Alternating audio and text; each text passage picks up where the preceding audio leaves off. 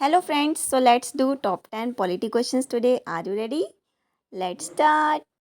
Question number 1 who is known as the father of Indian constitution. भारतीय संविधान का जनक किसे कहा जाता है? So we all know that भारतीय संविधान का जनक डॉक्टर भीमराव अंबेडकर को कहा जाता है। And he is also known as the chairman of drafting committee. इनको चेयरमैन ऑफ ड्राफ्टिंग कमिटी भी कहा जाता था। तो हम इसका आंसर हमारा हो जाएगा doctor Bhimrao Ambedkar. Next question पे चलते हैं। Which part of the constitution deals with fundamental right. Fundamental right संविधान का कौन सा भाग मौलिक अधिकारों से संबंधित है? तो मौलिक अधिकारों से संबंधित है हमारा पार्ट थर्ड।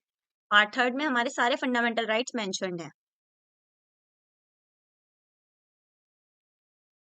ये फंडामेंटल राइट्स जो है हमें देखने को मिलते हैं आर्टिकल 12 से 35 में। पार्ट 2 सिटीजनशिप को दर्शाता है। ये जो पार्ट 2 है ये सिटीजनशिप को दर्शाता है। पार्ट 4 हमारे डीपीएसपीज होते हैं इसमें, और पार्ट 5 में हमारा यूनियन एग्जीक्यूटिव है। Third question, the president of India is elected by. Bharat के राष्ट्रपति का चुनाव कौन करता है? भारत के राष्ट्रपति का चुनाव एक इलेक्टोरल कॉलेज द्वारा किया जाता है। अब ये इलेक्टोरल कॉलेज में क्या क्या होते हैं देखते हैं। Electoral college consist of elected members of both houses. Lok Sabha और राज्यसभा दोनों के ही इलेक्टेड मेंबर्स इसमें आते हैं। Elected members of legislative assemblies. Legislative assemblies के भी इलेक्टेड मेंबर्स इसमें आते हैं। और legislative assemblies of UT of Delhi, Jammu Kashmir and Puducherry, यहाँ के भी इलेक्टेड मेंबर्स ही इसमें आते हैं। तो आपको ये चीज ध्यान रखनी होगी। तो जो इलेक्टोरल कॉलेज है प्रेसिडेंट के लिए, इसमें सब इलेक्टेड मेंबर्स आएंगे, कोई भी इसमें नॉमिनेटेड मेंबर नहीं आ रहा है। Question number 4, how many fundamental duties are there in the Indian constitution. भारतीय संविधान में कुल कितने मूल कर्तव्य हैं? तो हमारे भारतीय संविधान में जो मूल कर्तव्यों की संख्या है वो है 11। आर्टिकल 51 ए में हमें फंडामेंटल ड्यूटीज देखने को मिलती हैं। Edit bye 42nd constitutional amendment act 1976। 42nd constitutional amendment act के द्वारा इनको ऐड किया गया था। रिकमेंडेशन ऑफ स्वर्ण सिंह कमेटी, एक स्वर्ण सिंह कमेटी थी, उन्होंने रिकमेंड किया था इन ड्यूटीज को बनाने के लिए। और जो 11th ड्यूटी है ये ऐड की गई है 86 कॉन्स्टिट्यूशनल अमेंडमेंट एक्ट 2002 से।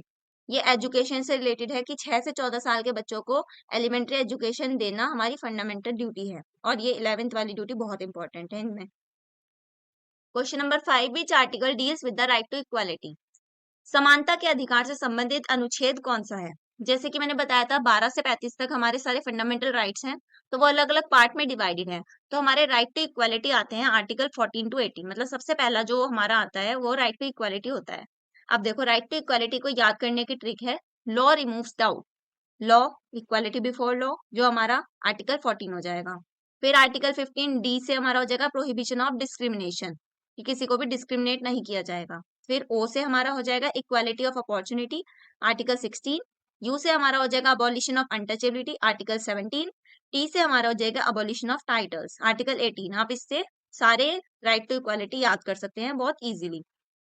Question number 6, the concept of DPSP directive principles was borrowed from. निर्देशक सिद्धांत की अवधारणा किस देश से ली गई है? तो ये जो हमने डीपीएसपी ली है आयरलैंड से ली है। आप इसको याद रख सकते हैं डी, और ये डी, इससे आपको याद रह जाएगा डीपीएसपी आयरलैंड। डीपीएसपी हमें देखने को मिलेंगे आर्टिकल 36 से 51 में, पार्ट 4 में मिलते हैं ये हमारे। और novel features of Indian constitution इनको कहा था डॉक्टर भीमराव अंबेडकर ने। और ये गवर्नेंस ऑफ स्टेट के लिए डायरेक्ट प्रिंसिपल जो है फंडामेंटल है, मतलब इनको कहा जाता है fundamental for the governance of a state. Welfare state बनाने का काम जो है वो डायरेक्ट प्रिंसिपल्स ही करते हैं। Who appoints the prime minister of India. Bharat के प्रधानमंत्री की नियुक्ति कौन करता है? तो जो भारत के प्रधानमंत्री की नियुक्ति की जाती है वो प्रेसिडेंट के द्वारा की जाती है। और प्रेसिडेंट भी उन्हें क्या अकेले कर देंगे, उनको रिकमेंडेशन चाहिए होगी लोकसभा एंड राज्यसभा, तो वो नियुक्त करेंगे उन्हें। पहले रिकमेंडेशंस लेंगे लोकसभा और राज्यसभा से, तब उनको नियुक्त करेंगे। और जो ये प्राइम मिनिस्टर होते हैं हमारे डी फैक्टो एग्जीक्यूटिव होते हैं। इसका मतलब है ये रियल हेड है, de facto executive real head है ये। और जो प्रेसिडेंट है वो नॉमिनल हेड है, क्योंकि जो रियल पावर्स हैं वो प्राइम मिनिस्टर के पास है, प्रेसिडेंट के पास नहीं है। और ये हमें पार्ट 5 में देखने को मिलेंगे प्राइम मिनिस्टर, क्योंकि पार्ट 5 यूनियन काउंसिल से डील करता है। Question number 8, the supreme court of India was established in the year. Bharat का सर्वोच्च न्यायालय किस वर्ष स्थापित हुआ था? तो ये स्थापित हुआ था 1950 में। 26 जनवरी 1950 को सर्वोच्च न्यायालय की स्थापना की गई दिल्ली में। और जो हमारे पहले चीफ जस्टिस बने, justice Harilal J Kania.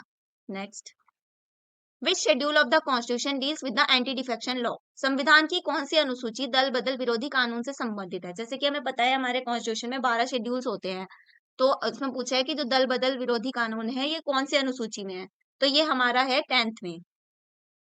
10th schedule में। देखो इसको याद करने की ट्रिक्स है, टीयर्स ऑफ ओल्ड पीएम, इससे आप 12 के 12 शेड्यूल याद कर सकते हो। T territories and states schedule 1, E emoluments, इसमें सबकी सैलरी वगैरह आती है schedule 2, A affirmation and oath, इसमें ओथ वगैरह आएंगी सबके schedule 3, R Rajya Sabha seats, Rajya Sabha की सीट्स की एलोकेशन शेड्यूल 4, एस से हमारे हो जाएंगे शेड्यूल एरियाज के बारे में शेड्यूल 5, ओ से हमारा हो जाएगा अदर ट्राइबल एरियाज, जिसमें 80 80 का मतलब ये हो गया असम, त्रिपुरा, मेघालय एंड मिजोरम।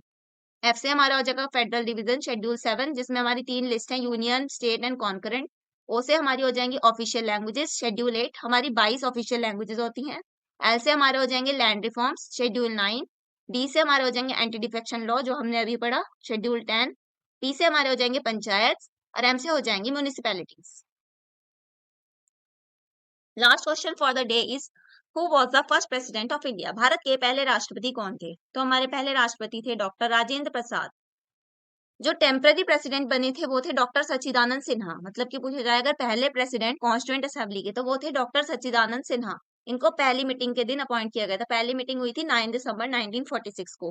पर अगर पूछा जाए पहले परमानेंट प्रेसिडेंट कौन बने हमारे, तो वो थे डॉक्टर राजेंद्र प्रसाद, इनको इलेक्ट किया गया था सेकंड मीटिंग में 11 दिसंबर 1946 को।